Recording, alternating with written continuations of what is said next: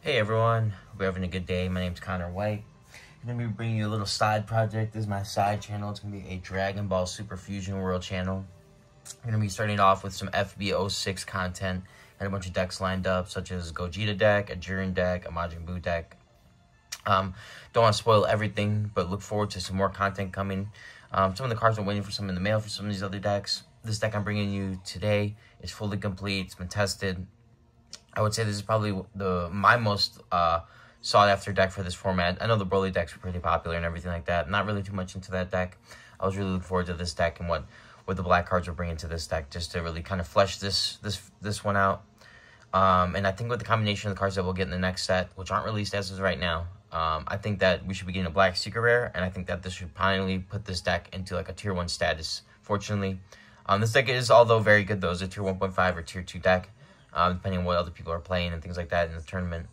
With that being said, we're going to get into the list. First, starting off with the leader, we got one Gogeta. What he does is when you're awakened, he doesn't awaken when he draws, but when he's awakened, you get to tap an energy to place an energy marker. So you get to do a 1-for-1 exchange to keep a marker alive. That'll allow you to make sure you can resolve like all your effects. This is why one thing I really don't like about this color at the moment is the leaders. All the leaders are mid. They're not bad. They're not particularly amazing. And so what it really feels like is coming down to like what cards are actually in the deck itself that make this color feel good, which isn't necessarily a bad thing because there's a very high card quality in black, I noticed. But like looking forward, that being said, once we eventually get a leader, possibly another couple cards to help support the color in general, or give us a little bit more of a clear game plan in the early game, I think that this deck is going to be really awesome.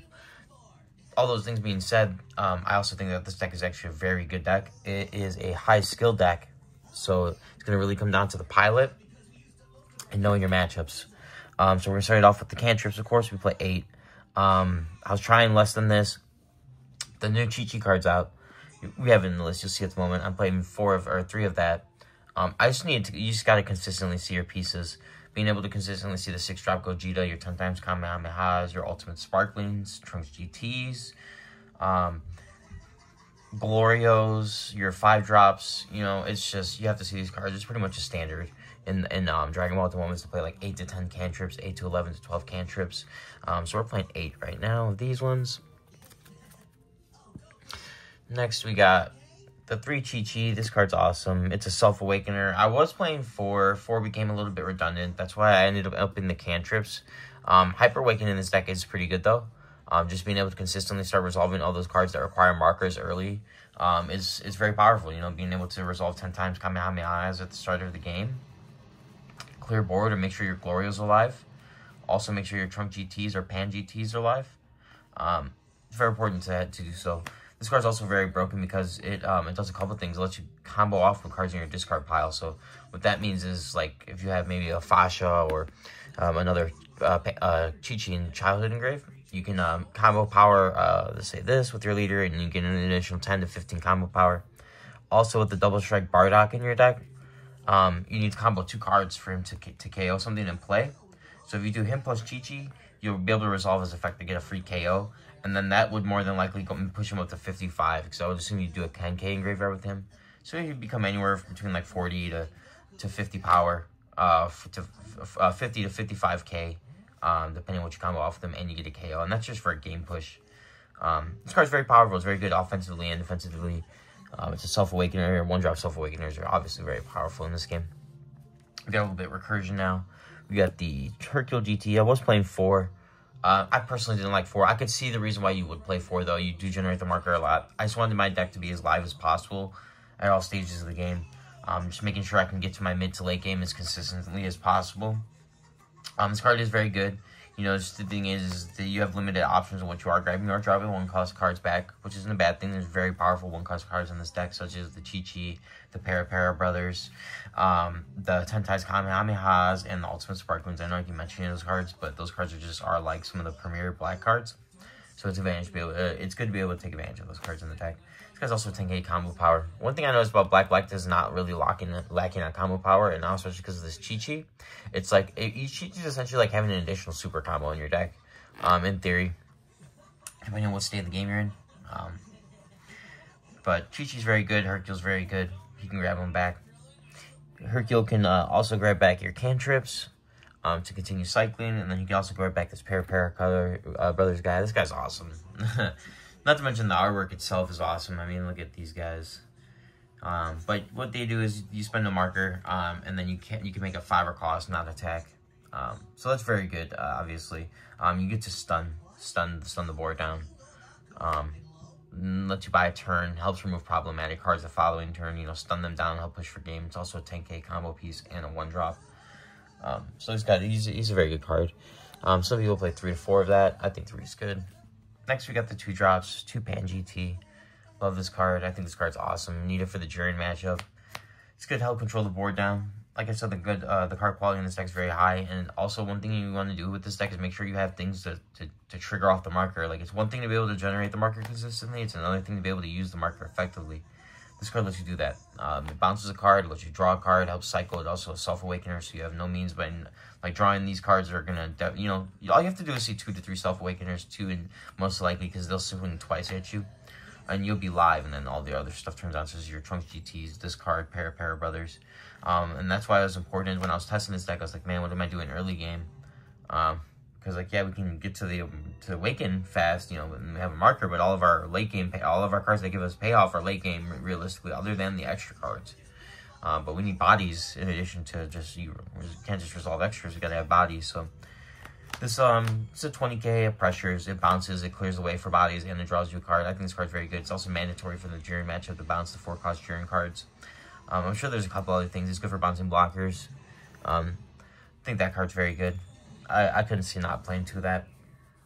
Next, perhaps controversial, but I'm playing 3 Trunks GT. I see a lot of people playing 4. I'm playing 3. I think this card's been bricking for me. You need to have the marker, which you generally will for the most part. It's also 5k combo power. But I just need space for other cards. Like, it's good, man. It's just not needed. It's not good into yellow decks. It can be decent, but they just rest it down, kill it, then resolve Final Explosion. It's a good card, man. Just don't see myself needing the 4. I really don't. The 4-Os for me in this deck are reserved to the Glorios and the Son Goku GTs. Realistically, you got to see those as much as possible. But, you know, you just combo this card. It's a combo piece, an end board piece. You just play this in tandem with your big boss monsters or some of your smaller boards, like comboing this, playing this guy off a grade 8 baby while having a marker. It's a strong play. It is a strong play. It insulates grade 8 baby and your bigger dudes after they swing. And that's why it's good. I just don't need it all the time. But yeah, I think 3's fine. Highly suggest trying out 3 if you aren't. Next, we got the 3-drops. Only 3 in this list. We got Son Goku GT. He's just very good, very solid card. 25k body, 5k combo power, 3-drop. He's like pretty much a standard, like what would you want more out of a 3-drop almost. Without it being overpowered, of course. You know, this is just very all-around strong card. It generates a marker as well. So it helps you get into your turn 5 and turn 4 and 5, ramping energy. Because you can just set this out there, let it just stand upright, generate a marker. Next turn we can go Goku swing. We start to make real plays now, or stronger plays. 4 is just a little bit redundant. Wasn't really doing anything late game. Wasn't a big fan of him because of that reason. Would I maybe ever consider playing 4? Again, possibly, because when you think about it, 3 is a pretty big swing turn. Being able to go him and then resolve it 10 times Kamehameha, that is pretty good. You're killing 2 3-drops, and you have a 25k body out. Like, it's worth considering. But as of right now, I'm going to keep him at 3. Next, we got some 4-drops. You already know, this deck's got a big hefty chunk. We got 2 grade 8 babies. Some people are cutting this card. I can believe it. This card combos off Fidel's, all of the Majin Buu cards. Cards in the mirror match like Trunks GT. It's a good card. Get you frees your hand out too. Like, you know what I mean? Just dumps your hand, gets Trunks GT on board, Pan GT and Glorio on board, Glorio DA. It's also 30k. Like, dang, that thing's huge. Let's be real. 30k is just such an important number in this game, being 30k. It just essentially means like you're taking 2 cards from your opponent. In some cases, 3.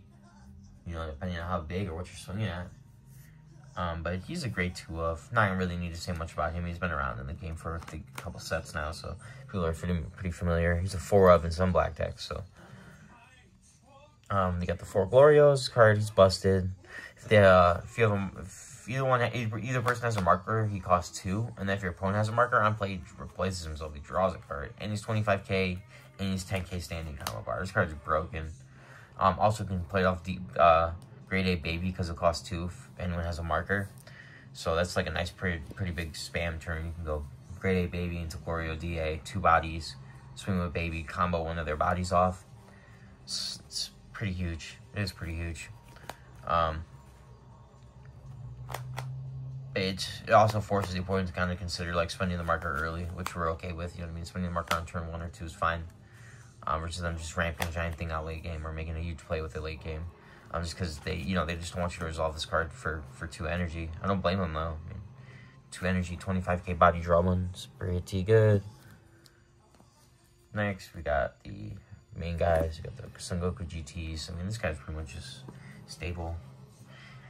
I mean, the thing is the only black secret rare, so that's why I mentioned, like, you'd think that the 6 drop from set 6 was a secret, but he's a super rare, fortunately, which is good. That's why I'm looking forward and been having fun playing this deck, because I just know this deck's going to be getting so much better when it gets another secret rare, hopefully some early game card. Anyways, back to the Son Goku GT. When he swings, you generate a marker, and if he spent a marker this turn, he draws a card. So he is just massive tempo. He's 30k body, protect him with Trunks GT, so you start forcing cards out of their hand. They'll legit dump their whole turn into trying to get him off the board. You'll dump your whole hand into protecting him. He'll live, and you'll still come out on top in a weird way. It's really hard to explain that this card is...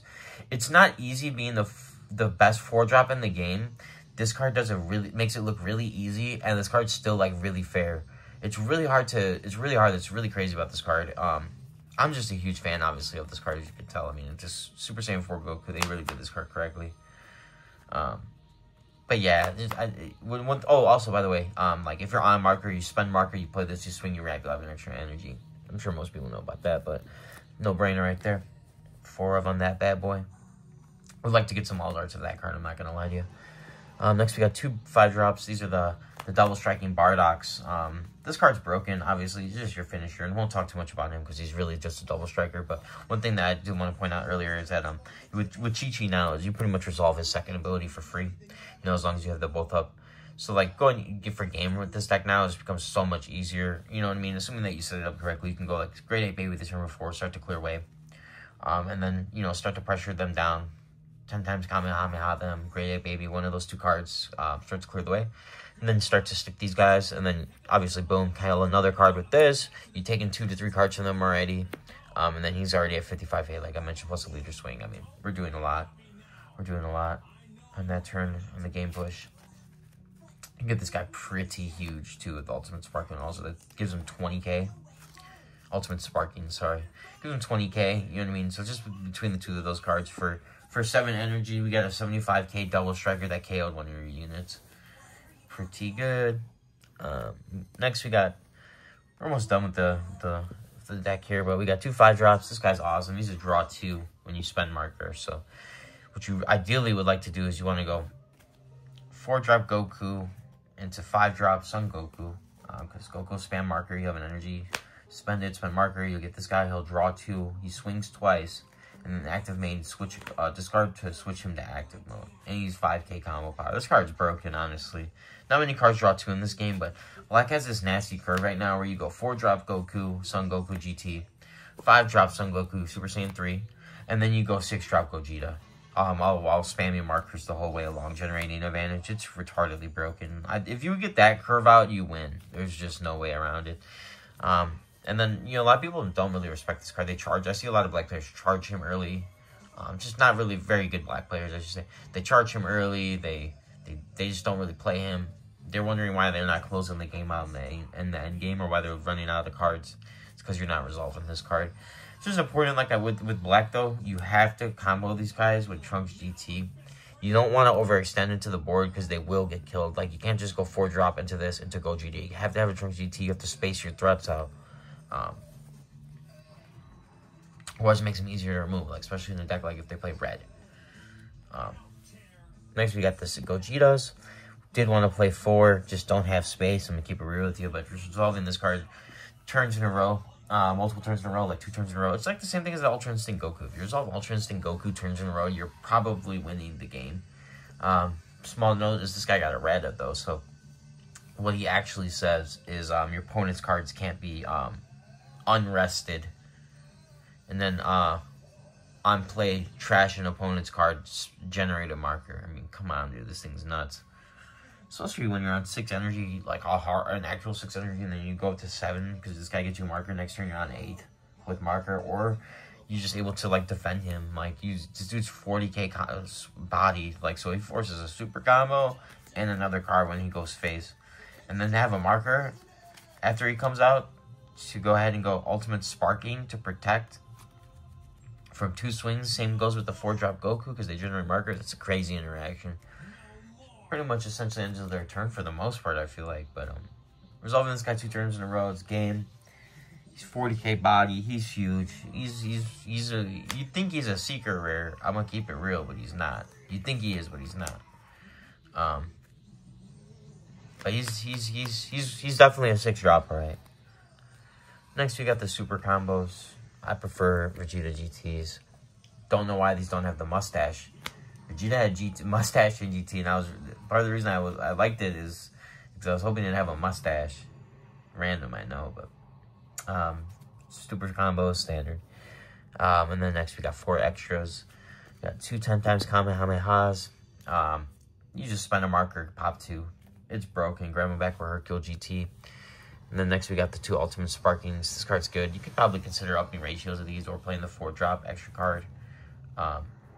Just don't have the space, honestly. Like I consider putting this up to 3 for sure. I really would. But I need to do a little bit more testing. It's an early format. Although I've played this deck a good amount, I feel like it could be maybe a little bit better in terms of ratios, possibly cutting the cantrips down to maybe 6 or 7 possibly, to find some more space for a little bit more toolboxy cards possibly. May not be a bad idea. Other possible options to cut would be like the 4-drop grade 8 babies. If you guys don't feel the need of those, however, but I prefer them. That being said, this is my Gogeta Black deck profile for FB06. Look forward for more content, guys. I hope you like the content. Comment, rate, subscribe. Tell me what you enjoy about this format, what you don't like. Tell me what you enjoy about the deck, what you don't enjoy about the deck. And I hope to see you guys in the next deck profile. You guys have a good afternoon.